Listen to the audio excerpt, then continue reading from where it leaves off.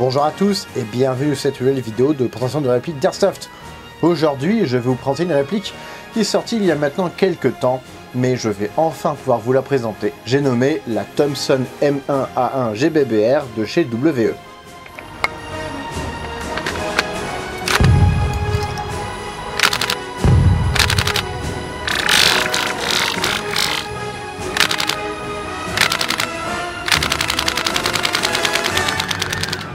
Avant toute chose, je tiens à remercier mon partenaire Sweet Airsoft qui m'a permis d'avoir cette réplique à un prix réduit par rapport au prix normal, ce qui me permet de vous montrer quelques fonctionnalités en plus par rapport à mon budget. Puisque oui, nous avons plusieurs kits possibles pour cette Thompson, plusieurs versions possibles. On va donc commencer par la Thompson WE de base qu'on peut retrouver partout dans le monde, la Thompson avec upgrade niveau 1, à savoir canon externe en acier de chez Ratek. Nous avons le kit pour la détente de chez Mafioso, et enfin le canon plus bloc hop-up de chez TNT Studio. Nous avons une troisième version avec une Thompson upgrade niveau 2.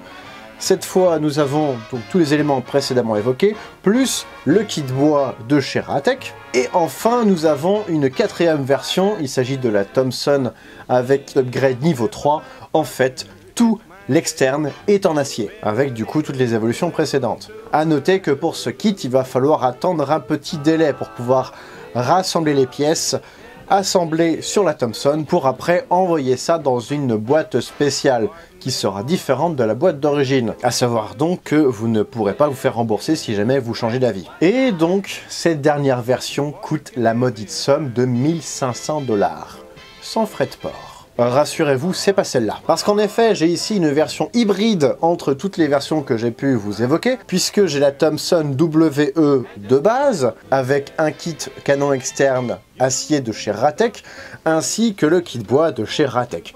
Le reste est d'origine. La Thompson d'origine de chez WE aura tout l'externe en Zamac, à part quelques pièces qui sont aimantées, et nous aurons des imitations de kits bois pour pouvoir aller sur les crosses. En fait, tout ce qu'il ne faut pas garder au final. En effet, je suis convaincu que le canon externe aura la même faiblesse que toutes les autres Thompson du marché, surtout que cette fois, comparé aux précédentes Thompson qui sont électriques, nous n'avons qu'une seule vis ici pour pouvoir maintenir le kit. Autrement dit, vous allez payer cher pour avoir une réplique aussi solide que la Marui ou la King Arms. Donc ce n'est pas trop mon genre de vous inciter à l'achat, mais pensez au kit canon externe en acier.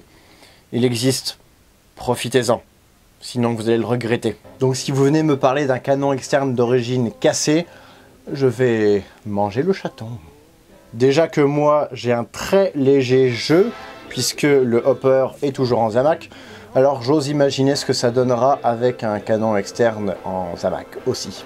Ça va pas faire bon ménage, je crois. Et puis vu les vibrations que vous aurez, faites gaffe à ce que la vis ici soit bien maintenue, soit avec de la colle, soit avec du frein filet, mais vous verrez que si vous ne faites rien, vous risquerez de la perdre. Des bois originaux pourront être adaptés à l'avant, à l'arrière, ça c'est sûr, ça passe sans problème, la crosse au passage est pleine, sauf pour lui lier à l'arrière. Par contre, là où j'ai cru comprendre que ça pouvait bloquer, c'est encore une fois la poignée, puisque nous n'avons pas le même angle pour la vis, pas le même axe, donc une vraie poignée sera galère à adapter. Mais toujours moins qu'avec le modèle AEG, à savoir qu'il s'appelle Panzer 4. Bah oui, il a un joli camouflage, c'est l'année d'épée, et on l'a récupéré dans un ancien hôpital militaire allemand. Donc toujours est-il que je vous conseille le kit bois de chez Ratek. D'origine il n'est pas comme ça, hein, je l'ai légèrement retouché, d'origine il est plutôt comme ça.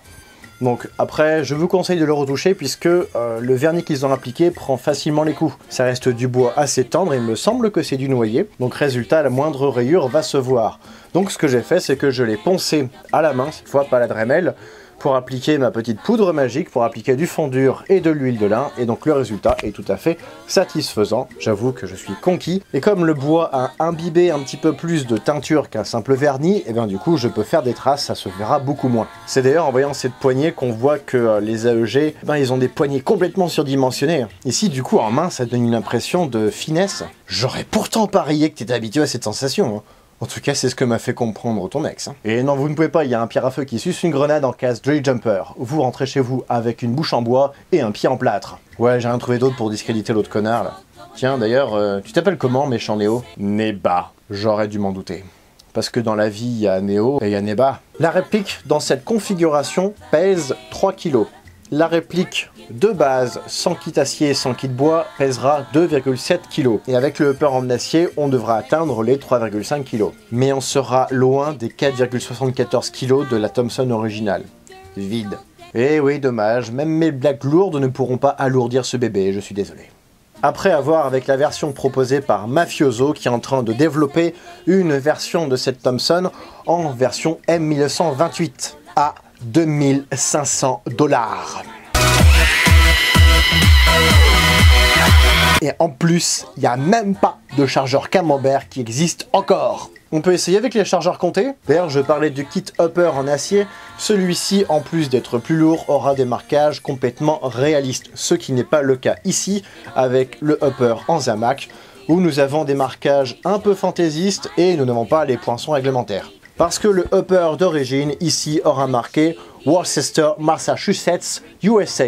Bon, c'est pas à dire quand on a un cheveu sur la langue. Mais sauf erreur de ma part, Auto Ordnance Corporation n'a pas eu de lieu de production à Worcester, au Massachusetts, pendant la Seconde Guerre mondiale. Il y en avait une à Bridgeport, dans le Connecticut. Mais le marquage Worcester serait arrivé pour la guerre de Corée. C'est peut-être de là que vient l'expression « envoyer la sauce ».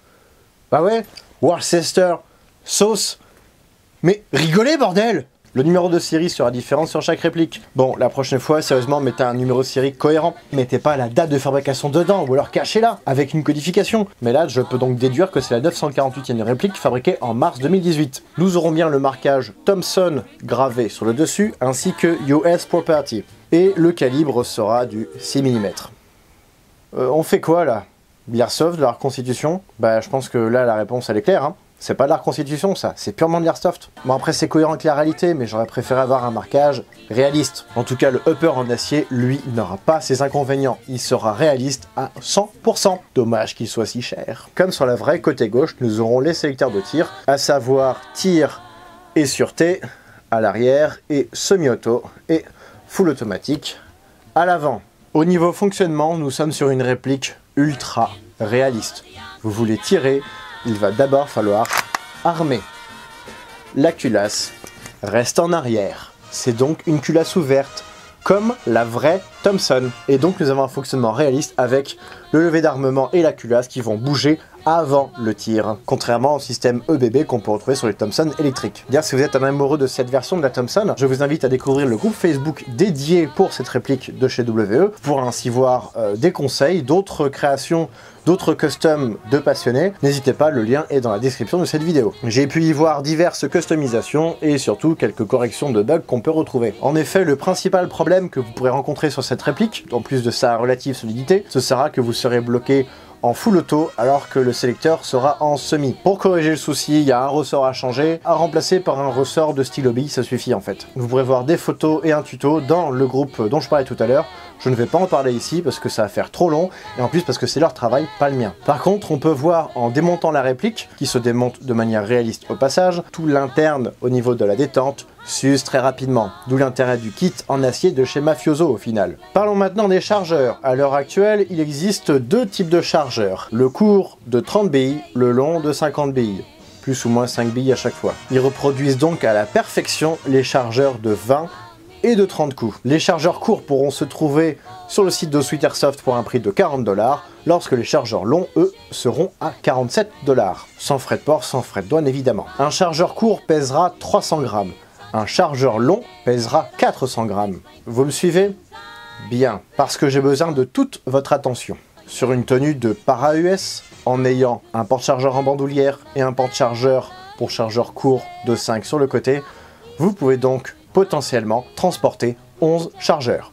J'ai donc acheté 11 chargeurs. 6 longs, 5 courts.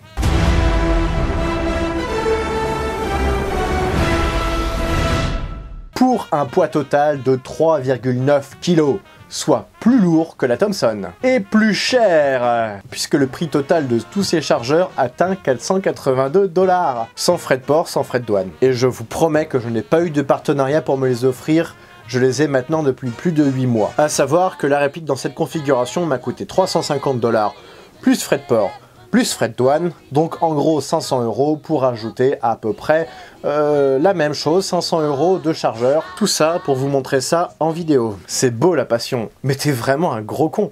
Tu savais que t'avais besoin juste d'un chargeur par type pour nous le présenter, alors qu'au final là tu passes à côté d'une version avec un upgrade supérieur. T'es vraiment pas fin toi. Ouais, mais au moment où j'ai acheté cette réplique, les kits d'upgrade de version supérieure n'existaient pas encore.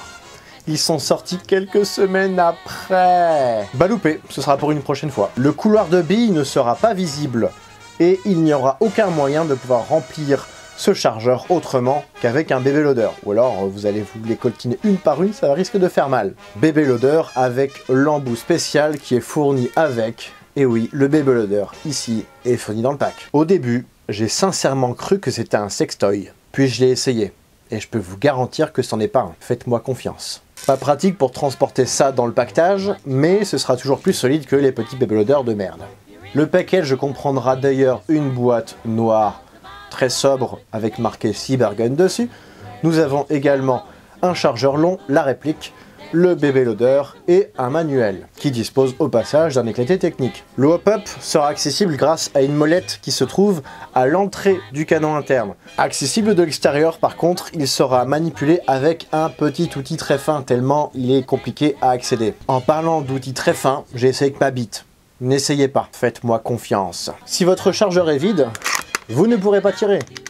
En effet, il y a un arrêtoir de culasse qui est disposé sur le chargeur. Il est ici, réaliste du coup. Mais si jamais vous voulez utiliser votre réplique pour du roleplay, pour du cinéma, pour du théâtre, à ce moment-là, vous pourrez désactiver l'arrêteur de culasse grâce à un petit bouton que nous retrouvons sur le côté gauche du chargeur vu du dessus. Ce qui fait que vous pourrez faire des plans plutôt épiques.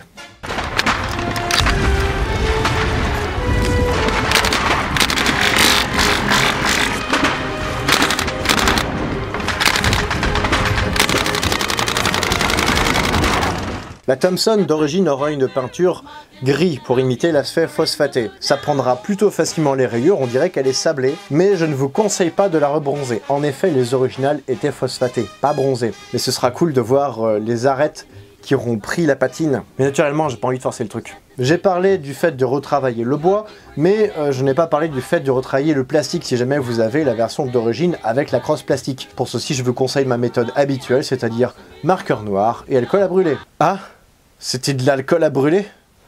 J'ai juste vu alcool, moi. Voilà pourquoi j'ai des brûlures d'estomac. Ah! Au niveau des accessoires, si vous voulez rester réaliste, vous pourrez rajouter une bretelle. Ou alors vous pouvez rajouter ça. J'ai un kit de vision nocturne.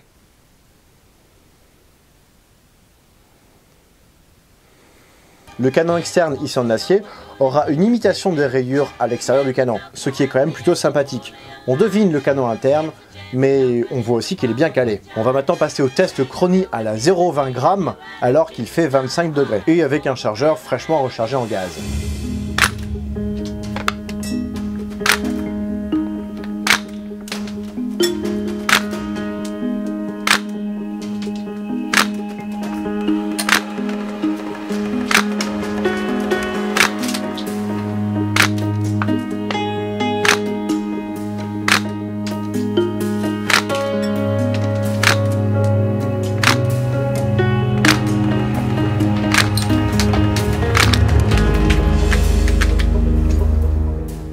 On peut voir que la puissance est variable. Je ne saurais pas l'expliquer, un coup c'est fort, un coup c'est pas fort. Bon après c'est le problème du gaz, hein. On n'a pas forcément de régularité. Mais à savoir que ça peut aussi venir du chargeur, de la valve, des joints, de la pression, de la façon dont j'ai rempli le chargeur avec le gaz. Ouais, donc beaucoup de facteurs variants qui font que ça peut évoluer à chaque tir. Et nous allons maintenant passer au test de tir à 15 mètres, puis à un test de portée et test de précision à en gros 30 mètres sur une poêle. Nous sommes à la 0,25 g et la température extérieure est toujours de 25 degrés.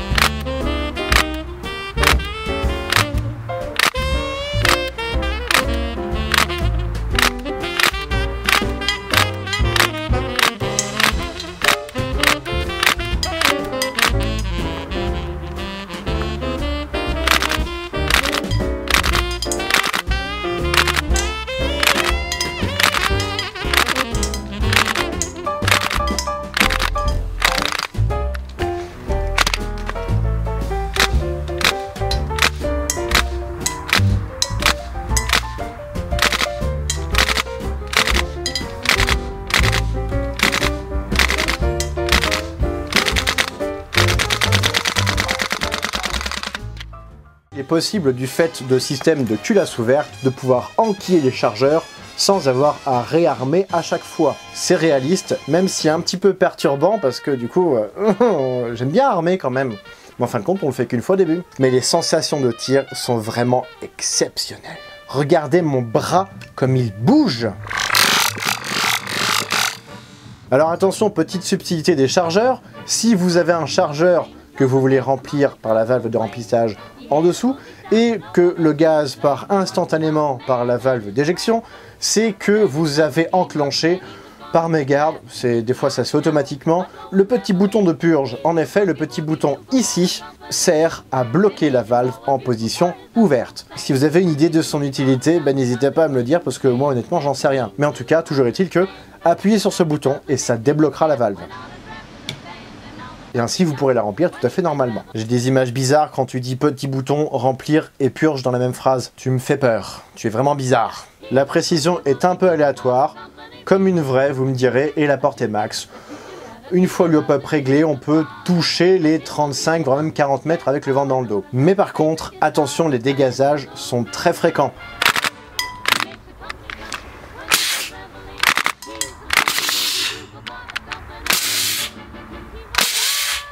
Problème d'entretien de chargeur a priori, pensez à bien lubrifier la valve. J'ai bien dit valve, je me suis pas trompé de mot. Et s'il y a un incident de tir, surtout ne laissez pas votre main sur le chemin du lever d'armement. Je me suis réellement fait mal. Voici ce qui conclut cette vidéo de présentation de réplique d'Airsoft, j'espère qu'elle vous aura plu. Si c'est le cas, comme d'habitude, n'hésitez pas à laisser un pouce bleu, un commentaire, à vous abonner et à partager cette vidéo, c'est très important. Je remercie encore Sweet Airsoft pour son soutien, sans qui cette vidéo n'aurait pas été aussi bien, ainsi que Victor qui a accepté de me filer un petit coup de main à la fois sur certaines blagues que vous avez pu avoir, et aussi sur le test de tir où c'est lui qui m'a cadré. Quant à moi, je vous retrouve prochainement pour une nouvelle vidéo de présentation de réplique d'Airsoft, de réplique de Nyx, d'uniforme et de VIP. Salut!